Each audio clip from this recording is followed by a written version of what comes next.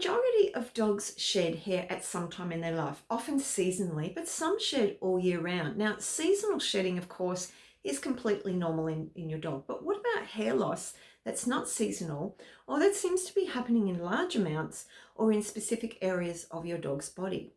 Today, let's look at why this might be happening and some of the natural ways to treat the underlying issues as well as the actual hair regrowth.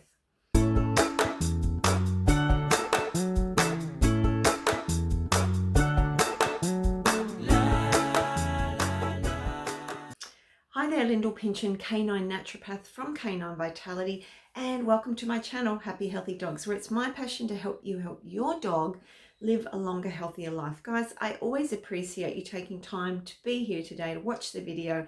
If you're new, don't forget to subscribe and also click on that little bell to be notified of all my upcoming videos.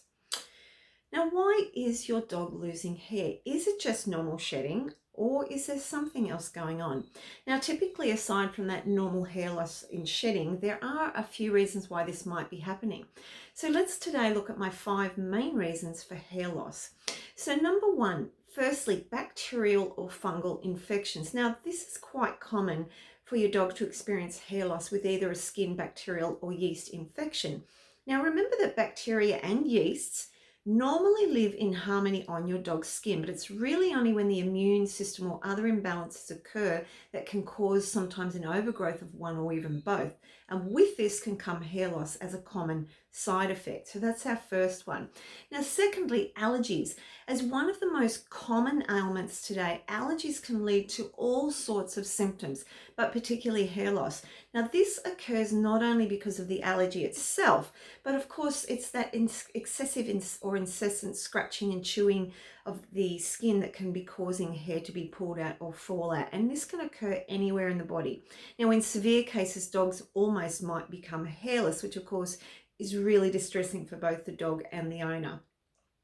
Number 3, what about parasites such as mange or fleas? Now, mange is a term used to describe a skin infection caused by mites, which are microscopic creatures that live on the surface of the skin or in hair follicles.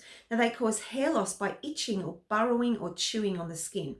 And there are 2 types of mites, Demodex and sarcoptic mites. So it's important to have your vet test to see which one is affecting your pet if this is the issue. Now, fleas, of course, also is another obvious parasite that can lead to hair loss due to a lot of that scratching and itching as well, in the similar way to allergies. Now, number 4 is a little bit different, so hormonal conditions. Now, as your dog's largest organ, the skin and coat need a lot of nutrients, and this area of the body is often the first the first organ to show signs of imbalances internally. Now, hormonal imbalances can lead to hair loss, and this might include conditions like Cushing's disease, which affects the adrenal glands, hypothyroidism, which leads to low levels of the hormone thyroxine in the thyroid, along with other possible liver and kidney diseases. Now, there might be obvious areas of hair loss, or the hair might just become very thin or shedding in patches as well. And number 5 today is excessive shedding. Now, what if your dog has no obvious health issues, allergies, parasites, etc., but seems to be still losing hair? Did you know that excessive shedding can be caused by stress, poor nutrition, pregnancy, lactation, and other underlying medical conditions? Now, if you think your dog is shedding more than normal, or if they're developing bald patches, always schedule an appointment with your vet to rule out any of these underlying problems or other causes. So there are my 5 main reasons why your dog might be losing hair. So now that we know that, what are some of the things that we can do to help this? Let's talk briefly about some natural ways to address these issues that are causing the hair loss. Now, if your dog's been suffering from yeast or bacterial infections, this is often combined with allergies, as well as the integrity of the skin is becoming compromised, and yeast and bacteria can often become more opportunistic. As the infections are skin-based, it's really important not only to look at the external, but the internal health of the digestive and immune systems. Now, topically, you can bathe these infections in things like colloidal silver. This is a great antimicrobial, safe to use on both yeast and bacterial infections. For yeasts, you can also consider putting coconut oil on the affected area and apple cider vinegar, as long as there is no redness, inflammation, or bleeding. For bacteria, I like to use a combination of herbs like golden seal, calendula, and St. John's wort to help treat the infection and soothe that whole area down. But guys, it's really important to remember we must treat internally to help resolve this properly. Now, a natural diet rich in proteins, antioxidants, minerals, and good fats will help support the gut and immune systems and reduce the potential for infection. And it'll also assist in that hair regrowth. Adding collagen, bone broth, and super greens such as spirulina, rich in minerals and other trace nutrients, can really enhance that hair regrowth as well. Now, when adding in any super greens powder, guys, always start slowly and build up, anywhere from 1/4 to 1 teaspoon a day, depending on your doggy's weight. Now, in terms of allergies, this must be treated from a leaky gut perspective. Now, if you'd like to learn more about leaky gut, I'll leave a link in the description to my videos on this topic. But basically, leaky gut syndrome is caused by damage to the lining of the intestinal wall in your dog's digestive tract, which allows food to pass into the bloodstream before being properly broken down.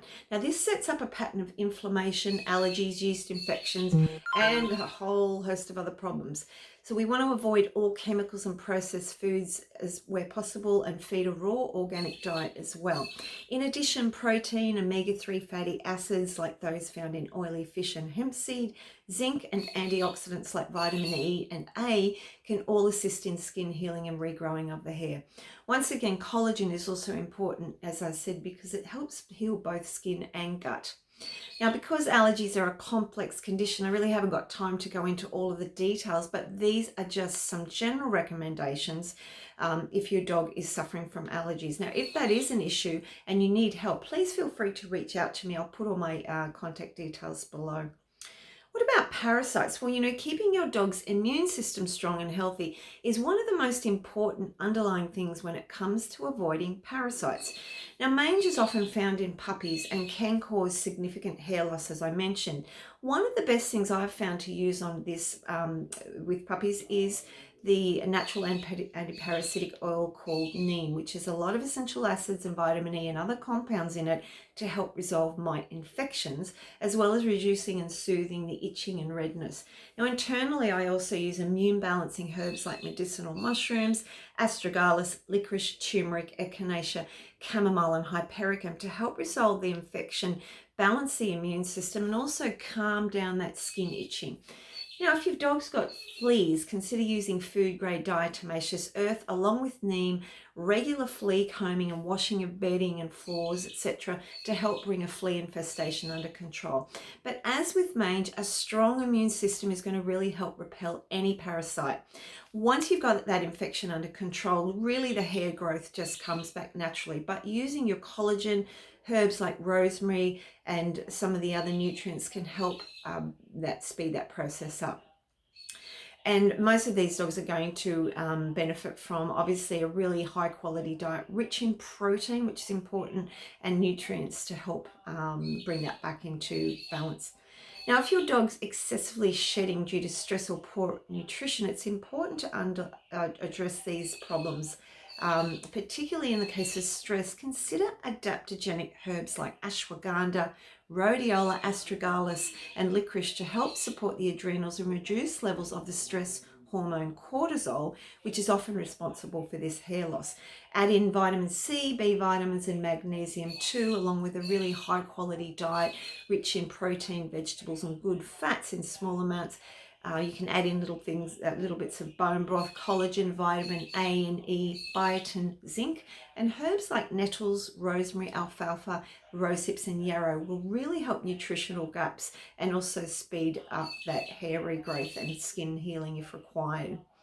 So guys, there's some just very general tips there for some of those conditions. If your dog is suffering from a bacterial or a yeast problem, And let's face it, some of those can be resilient. You've got allergy problems going on, stress problems going on, or anything where you feel that your dog is having issues with hair loss and other symptoms, then please feel free to reach out to me.